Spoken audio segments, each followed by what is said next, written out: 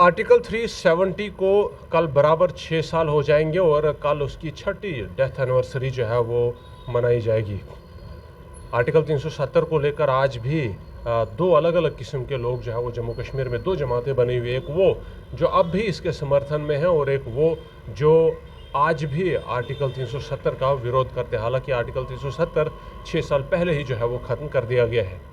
जब आर्टिकल 370 5 अगस्त 2019 को हटाया गया तो जम्मू की अगर हम बात करें तो जम्मू में कई पार्टियों द्वारा, सिविल सोसाइटी द्वारा ढोल बजाकर, लड्डू बांटकर जो है वो इस फैसले का इस्तकबाल किया गया और आर्टिकल 370 को हटाए जाने को लेकर सेंट्रल गवर्नमेंट के नाम की पूजा होने लग गई। कई ऑर्गेनाइजेशंस थे, कई लोग थे जिन्होंने उस दिन खुशियां मनाई।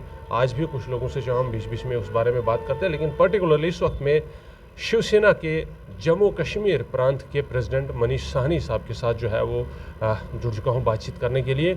शिवसेना उद्धव बाला ठाकरे ने भी उस वक्त आर्टिकल 370 की एब्रोगेशन का इस्तकबाल किया था और जम्मू कश्मीर की डेवलपमेंट का एक बड़ा सपना जो है वो देखा था और भारतीय जनता पार्टी पर खासकर यकीन उस वक्त जो है वो किया था। अगर मैं गलत नहीं हूँ तो शायद आपने भी जो है वो इस्तकबाल किया था 370 को जब हटाया गया था। तो मनीष साहनी जी, अगर आज हम आपको कहेंगे हमें उस दूध और शहद की नदी के पास, नहर के पास ले जाइए, तो आप किस डायरेक्शन में ले जाएंगे? देखिए, हम भी उसी को ढूंढ रहे हैं। एक सपना दिखाया गया था हमें, एक सबज बाग दिखाया गया था। देखिए, वंदनीय हमारी पार्टी के जो संस्थापक थे, वंदनीय बाला साहब ठाकरे जी का भी सपना हुआ करता था कि देश के अंदर एक संविधान, एक निशान, एक कानून होना चाहिए। और धारा 370 के लेकर अगर कोई अड़चन हमें दिखाई देती थी तो यही अड़चन थी जिस कारण हमने जो है इसके हटने का समर्थन किया था। और समर्थन के साथ साथ जो हमें सबज बाग दिखाए गए थे, जो हमें जो है सपने हमारे सामने जो है वो दिखाए गए थे, वो तमाम सपने भी जब हमारे सामने रखे गए तो हम समर्थन करने के लिए मजबूर भी हुए। देखिए, हमें कहा गया था जम्मू कश्मीर के अंदर पूरी तरह से अमन बहाली कायम हो जाएगी, आतंकवाद का सफाया हो जाएगा। कौन जम्मू कश्मीर का या पूरे देश का कौन सा ऐसा शख्स होगा जो नहीं चाहेगा कि आतंकवाद का सफाया हो, जम्मू कश्मीर में अमन बहाली हो। हमें दिखाया गया था जम्मू कश्मीर के अंदर समग्र विकास होगा, हर आदमी चाहता है विकास हो, हमने भी यही चाहा, इसीलिए समर्थन किया। हमें कहा गया था कि जम्मू कश्मीर में बड़े बड़े निवेश आएंगे, आपका जो रोज़गार है, युवा जो भटकते हैं बाहरी राज्यों के अंदर रोज़गार के लिए जाते हैं, उनको यहीं पर जो है रोज़गार के सुनहरे अवसर मिलेंगे। तो ये तमाम जब एक तरह का हमारे सामने जो है ये रखी गई तमाम सबज बाग जो हमें दिखाए गए, उस समय हमें भी लगा बिल्कुल नहीं सही है, 370 को हट जाना चाहिए। अगर हमें 370 हटने के बदले में इतना कुछ दिया जा रहा है तो हम 370 हटाने के पक्ष में खड़े हुए। लेकिन आज तो एलजी साहब का एक स्टेटमेंट भी 2-3 दिन पहले आया था। उन्होंने कहा कि 370 के बाद जम्मू कश्मीर की इकॉनमी डबल हो चुकी है। उसके अलावा भी उन्होंने कुछ मुद्दों पर जो है वो रोशनी डाली और कहा वो भी हालात जो है वो बेहतर हो चुके हैं। तो क्या लगता है आपको कि या तो आप जो है वो जानबूझ के गवर्नमेंट को जो है वो टारगेट कर रहे हैं, या तो फिर एलजी साहब भी जो है वो दोबारा से वही पुराना एक टैक्टिक इस्तेमाल करके लोगों को सबज बाग दिखा रहे हैं? देखिए, एलजी साहब क्या है, प्रतिनिधि हैं केंद्र सरकार के। वो एक ऐसा पद है जिसको जो है हमारे प्रधान अपने जो है राष्ट्रपति जी यहाँ पर जो है मनोनीत करते हैं उनको। वो तो सरकार की भाषा ही बोलेंगे। आप आवाम से जाकर पूछिए, हमारे से पूछिए, हम आवाम की आवाज़ बनकर जो है बाहर निकलते हैं कि लोग खुश हैं या नहीं हैं। देखिए, जब धारा 370 हटाई गई थी, बहुत लोगों ने अपने जो है सेक्रीफाई किया था। हम लोगों ने सेक्रीफाई करके अपनी नौकरियों को, अपने भूमि के अधिकार को, शिक्षा के अधिकार को सेक्रीफाई करके सिर्फ ये सपना देखना चाहता कि जम्मू कश्मीर जिसमें जो है अमन बहाली कायम होगी, हमारे यहाँ भी जो है विकास होगा। ये जम्मू कश्मीर भी जो पिछड़ा हुआ गिना जाता था, जिसको देश का क्राउन कहा जाता है, वो असल में क्राउन बनकर जो है वो चमकेगा पूरे देश के अंदर। मगर 6 साल के बाद क्या हालात है? क्या कोई सुधार हुआ है या फिर ये एक बार फिर से जम्मू कश्मीर जो है वो 1960-70 की दिहाई में चला गया? देखिए, बिल्कुल अब सुधार पर आते हैं। जहाँ तक ज़मीनी स्तर की बात है, तमाम जो हमें सबज बाग दिखाए गए थे, तमाम जो दावे किए गए थे, वो तमाम दावे पूरी तरह से खोखले साबित हुए हैं। आज हमें पछतावा है कि किस लिए हमने केंद्र सरकार की बातों पर विश्वास किया। पछतावा इस बात से नहीं है कि धारा 370 क्यों हटाई गई, बिल्कुल वो आज भी हम उस पर कायम हैं कि एक देश एक संविधान एक निशान पूरे देश में लागू होना चाहिए, मगर उसके साथ साथ कुछ हक हैं हमारी स्टेट के, हमारे कुछ लोकतांत्रिक अधिकार हैं। अगर आप नॉर्थ ईस्ट स्टेट्स को देखिए, नॉर्थ ईस्ट भी तो भारत का हिस्सा है, अगर आप नॉर्थ ईस्ट स्टेट्स को जो है धारा 371 के तहत विशेषाधिकार दे सकते हो तो हमें भी विशेषाधिकार दीजिए। हम सिर्फ चाहते हैं 370 में से सिर्फ इसलिए हटाई जाए कि उसमें एक संविधान का प्रोविज़न नहीं था। एक देश के अंदर देखिए 2 संविधान नहीं होने चाहिए, एक देश के अंदर 2 झंडे नहीं होने चाहिए, तो उसके ऊपर हमें ऑब्जेक्शन थी। आज भी हम कायम हैं कि जम्मू कश्मीर को धारा 371 के तहत विशेषाधिकार दिए जाएं, हमारा राज्य का दर्जा जो है वो बहाल किया जाए, क्योंकि जम्मू कश्मीर ही देश का एक ऐसा पहला राज्य है जिसको आपने राज्य का दर्जा छीना और हमें जो है वो यूटी बनाकर रख दिया। यही आइडियोलॉजी उस वक्त भारतीय जनता पार्टी की भी थी कि बेसिक जो है वो 2 झंडे हटाए जाएं और एक संविधान आए और बाकी जम्मू कश्मीर को जो अपनी नेसेसिटी नीड है वो दी जाएगी।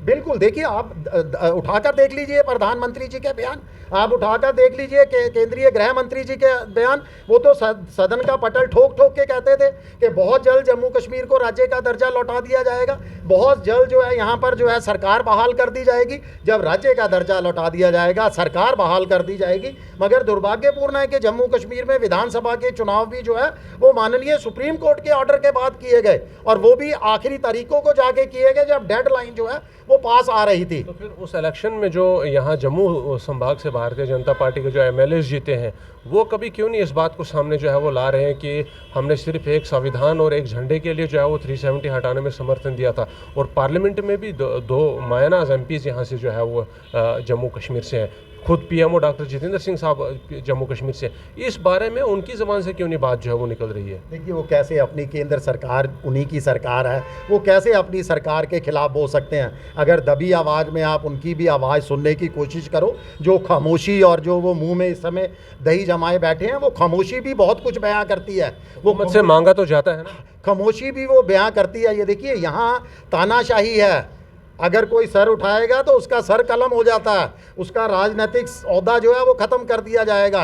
इस समय जो सरकार चल रही है, इस समय जो बीजेपी की हकीकत है वो तानाशाही वाली हकीकत है। देखिए जिसने सर उठाया, अभी हमारे एग्जाम्पल है कुछ दिन पहले का ही माननीय उपराष्ट्रपति जी का, उन्होंने विपक्ष को जो है थोड़ा सा समर्थन क्या दिया, उनको अपने पद से जो है इस्तीफा देना पड़ा। वो चाहे उन्होंने स्वास्थ्य कारण लिखवाए हैं, मगर तमाम जनता और आप मीडिया वाले तो भली भांति जानते हो कि असल में अंदर की हकीकत क्या थी। देखिए आज अब एक सवाल है, उनकी जगह कौन उपराष्ट्रपति आ रहा है, कुछ है आपको इस बारे में आइडिया? देखिए ये तो बीजेपी ही जानेगी, बीजेपी अपनों को ही लाएगी, दूसरों को वो बेगानों को या दूसरे वो कहते हैं ना कि कॉमन आदमियों को लाने का तो वो ज़माना चला गया।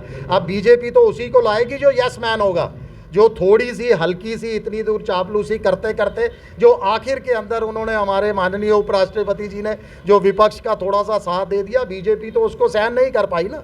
अब तो जिसको लाया जाएगा उसके लिए भी नसीहत होगी कि अगर यस मैन कह के चलोगे, देखिए कुछ भी हो ये तो अलग सी बातें हैं, मगर देश के लिए ये दुर्भाग्यपूर्ण है जो इस तरह के संवैधानिक पदों पर अगर अपने आप चापलूसों को लाते हो, अपने राजनीतिक लोगों को लाते हो। हमें तो देखिए सबसे पहले तो हमारे देश के अंदर कहा गया था कि कोई भी राज्यपाल बनेगा, उपराज्यपाल बनेगा, उसका राजनीति से संबंध नहीं होना चाहिए, मगर जम्मू कश्मीर के राज्यपाल देख लीजिए उपराज्यपाल कौन है।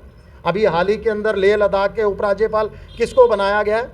अगर आप राजनीतिक लोगों को इस संवैधानिक पद पर बिठाओगे तो संवैधानिक पद की किस तरह से धज्जियां उड़ाई जाएंगी, ये तो अब तमाम चीज़ें आप सब लोगों के सामने दिखाई दे रही। तो फिर क्या सोल्यूशन निकलेगा? जाहिर सी बात है अब अपोजिशन ही बची है जो देश को इन हालात से जो है वो निकाल सकती है। आपको लगता है कि अपोजिशन के बस में कुछ रह चुका है, या अपोजिशन भी अब जो है वो एक खाली बर्तन ही रह चुका है? देखिए अपोजिशन बची है या ख़त्म हो गई, सवाल वो नहीं है। देश की जनता जागरूक हो रही है, और देश की जनता जिन्होंने जो है फर्श से उठाकर जो है अर्श पर पहुंचाया है बीजेपी को, वो जनता को उसको वापस गिराते हुए भी देर नहीं लगती। अभी कोई बहुत साल, ज़्यादा साल नहीं हुए हैं, 10 साल में बीजेपी ऑलमोस्ट एक्सपोज हो चुकी है, उसका दोहरा चरित्र लोगों के सामने आ चुका है, तानाशाही चरित्र सामने आ चुका है। तो अब जनता ही जनार्दन है, लोकतांत्रिक देश में। अब वो जो है वो घपलेबाजी घोटालेबाजी के दिन अब ख़त्म हो रहे हैं। तमाम जगह एक्सपोज हो रही हैं कि किस तरह से ईवीएम में घोटाले किए गए, किस तरह से बिहार के अंदर एसआईआर के तहत जो है वो वोट कम किए जा रहे हैं, किस तरह से महाराष्ट्र के चुनावों के अंदर वोट प्रतिशत एकदम बढ़ा दिया गया। ये ज़्यादा देर चीज़ें नहीं चलती। वो कहते हैं ना, कांच की हांडी बार बार नहीं चढ़ती, वो 2-3 बार चढ़ चुकी है, बस अब वो ख़त्म हो चुकी है। आपकी बातों को सुनकर ऐसा लगता है कि जम्मू कश्मीर का जो स्टेटहुड का एक सपना था, शायद वो भी जो है वो अब पूरा होने वाला नहीं है। देखिए, जहाँ जिस तरीके के संकेत मिल रहे हैं केंद्र सरकार की तरफ से, वो वाकई ही पूरा होने वाला नहीं है। जब तक केंद्र के अंदर बीजेपी सरकार है, मुझे कोई उम्मीद नहीं है कि जम्मू कश्मीर को पूर्ण राज्य का दर्जे का सपना जो है वो पूरा होगा। आप देखिए ना, ये चीज़ें मैं ऐसे ही नहीं कह रहा, खाली अपने अंदाजे से नहीं बता रहा, ये संकेत दिए हैं बीजेपी ने। आप देखिए, अगर इन्होंने हमारा राज्य का दर्जा पूरा करना होता तो जम्मू कश्मीर का कैडर क्यों ख़त्म करते। हमारे यहाँ कैडर नहीं है, हमारे यहाँ के आईएएस आईपीएस अफसर नहीं बनते हैं। जम्मू कश्मीर का अलग कैडर नहीं है जो तमाम राज्यों को होता है। जम्मू कश्मीर पुलिस को जो है केंद्रीय मंत्रालय के अधीन कर दिया गया। कहाँ है जम्मू कश्मीर के पास पुलिस? जम्मू कश्मीर में मुख्यमंत्री हैं, मगर वो पुलिस को कोई आदेश नहीं दे सकते, आदेश उसका केंद्र सरकार से आता है। हमारा वही हाल होने जा रहा है जो दिल्ली सरकार का हाल हुआ था, जो केजरीवाल का सरकार का हाल हुआ था। यानी जनता के मुद्दे पिसेंगे और सरकार केंद्र अपनी जम्मू कश्मीर सरकार और उपराज्यपाल और केंद्र सरकार जो है आपस में भिड़ते रहेंगे। अगर ये राजनीति थी, ये राजनीतिक जो है वो मुद्दे थे, और ये जम्मू कश्मीर या फिर सेंटर या फिर बाकी पार्टियों की राजनीति थी, पर इस राजनीति में पिछले 6 सालों से, जब से पर्टिकुलरली 370 हटा है, तब से जम्मू कश्मीर की आवाम जो है वो इस चक्की में पिसी हुई। कई लोगों को तो टारगेट भी किया गया। रिसेंटली हम देखें, कुछ 6-7 महीनों पहले से जम्मू में भी कुछ लोगों को उठाकर मार दिया गया, कश्मीर में भी टारगेटिंग हुई। उसके बाद 5-6 दिन पहले की ही बात है, यहाँ जम्मू में भी एक ट्राइबल युवा को जो है वो मार दिया गया। अगर ये सब राजनीति थी तो फिर ये जनता के साथ ये खेल जो है वो कौन खेल रहा है? देखिए, जनता की ही बलि दी जाती है, जन मुद्दों की ही बलि लगती है। जब दो पावर आपस में टकराती हैं तो उसका खामियाजा जो है वो आम जनता को भुगतना पड़ रहा है, और यही जम्मू कश्मीर के अंदर हो रहा है। जम्मू कश्मीर के अंदर भी इस समय दोनों तरफ की ड्यूल पावर सिस्टम है। जनता किधर जाए, जनता को कोई समझ ही नहीं है, मंत्रियों को समझ नहीं है। मंत्री जनता को बड़ी आसानी से जो है वो अलग टाल देते हैं कि हमारे अधिकार क्षेत्र ही नहीं है। अगर लोकतांत्रिक देश के निवासी होते हुए जिनको आपने अपना जनप्रतिनिधि चुना है, अगर उसके पास अधिकार नहीं है तो फिर उस देश को, उस राज्य को लोकतांत्रिक राज्य ना कहा जाए। आपको क्या लगता है, पूरे देश की आवाम जो है वो आने वाले समय में कुछ बड़ा बदलाव जो है वो दिखा सकती है? एक बार फिर से, जैसा आप कहते हैं कि ईवीएम अपना जो जौहर है वो दिखा जाएगी। देखिए, बिल्कुल जनता ही अब इन चीज़ों को जो है सही रास्ते पर लाएगी, और जनता से ही उम्मीद की जाती है हमेशा, और जनता अब जागरूक हो चुकी है। अब वो पैंतरेबाजियाँ जो चलाई जा रही थी ना, वो पैंतरेबाजियाँ, अब तमाम पैंतरेबाजियों का दौर जो है वो ख़त्म हो चुका है। जनता के सामने जो उनको नेता जो है उनको गुमराह करते थे, धर्म के नाम पर वोट मांगते थे, जाति के नाम पर वोट मांगते थे, हिंदू को मुस्लिम के साथ, मुस्लिम को क्रिश्चियन के साथ, हिंदू को हिंदू के साथ लड़ाने वाला काम करते थे, अब वो दौर थमने वाला है। अब असल में जब ये दौर थमेगा, मैं जनता को कहूँगा तब आपके अच्छे दिन शुरू होंगे। जिस अच्छे दिनों का सपना आपको 10 साल पहले दिखा। अच्छा, कल आप क्या मनाने वाले, जब आपको लगता है कि वो वादे पूरे नहीं किए गए जिनके लिए 370 हटाया गया था, तो आप कल का दिन एज अ ब्लैक डे मनाएंगे या फिर एक बार फिर से आप जो है वो गवर्नमेंट के कोई समर्थन देंगे? देखिए, हम तो दुआ करेंगे, हम यही प्रार्थना करेंगे और जनता को जागरूक करेंगे कि अपने अधिकारों के लिए जागो। देखिए, हमें अधिकार चाहिए, हमें विशेषाधिकार चाहिए, वो चाहे आप 370, 71, 72, 75 किसी के भी अंतर्गत दो, जम्मू कश्मीर को उसके अधिकार दो। जम्मू कश्मीर के जब अधिकार बहाली होगी, उस समय हम जो है वो जश्न मनाएंगे। बात करने के लिए बहुत बहुत शुक्रिया। कल 6 अगस्त को, माफ़ कीजिएगा 5 अगस्त को 370 की बरसी को बराबर 6 साल हो जाएंगे। वो दूध की नहरें हमें नहीं दिखी और शहद की नहरें हमें नहीं दिखी। जम्मू कश्मीर के विकास का स्तर आसमान को छुएगा, वो अभी भी हमें आसमान की बुलंदियों को जाता हुआ नहीं दिखा। 6 साल हो गए हैं, हुकूमत यहाँ की ज़रूर जो है वो बन चुकी है, पर वो भी फुली पावरफुल नहीं है।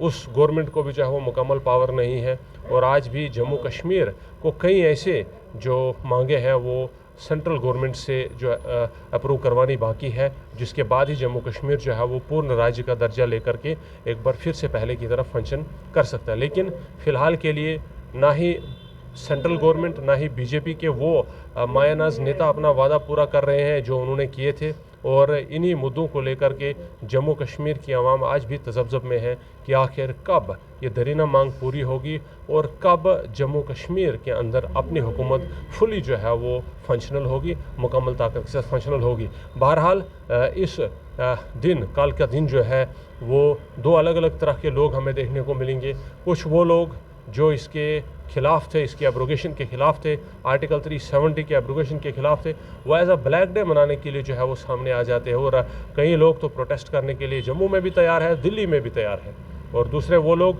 जो इसका समर्थन करते हैं लेकिन नाराज़गी ज़रूर जताते हैं कि बीजेपी ने अपने वादे पूरे नहीं किए, उन्हें पूरे करने चाहिए। लिहाजा एक बार फिर से जनता की तरफ अपना रुख किया है कि आने वाले समय में एक नया बदलाव लाए और दिखा दे कि जनता की पावर जो है, ताकत क्या होती है। फिलहाल के लिए इस रिपोर्ट में इतना है। आपके विचार क्या है कमेंट सेक्शन में रखिए। चैनल को फॉलो और सब्सक्राइब भी करें। न्यूज़ को ज़्यादा से ज़्यादा शेयर करें। रखें अपना ख्याल, दीजिए इजाज़त। जय हिंद।